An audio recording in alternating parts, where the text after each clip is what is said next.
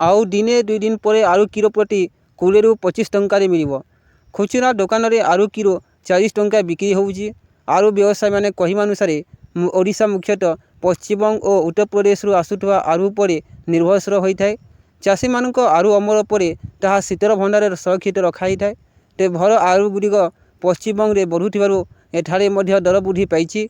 एही अंचल में आलू चाषी नथिबा सह शीतल भंडार मध्य नाही, जहाँफल खाउटी माने बहुत समस्यार सम्मुखीन होउछन्ति। आउ दिने 2 दिन पर आलू किलो प्रति 20 ରୁ 25 टंकार मिल। राज्य में आलू और पियाज चाष को मिल स्वतंत्र प्रोत्साहन। प्रथम पर्यायर 58टी सब डिविजन में तैयारी हो शीतल भंडार। आलू संकट नहीं एमिटी प्रतिक्रिया रखिछन्ति खाद्य जोगान और खाउटी कल्याण मंत्री कृष्णचंद्र पात्र।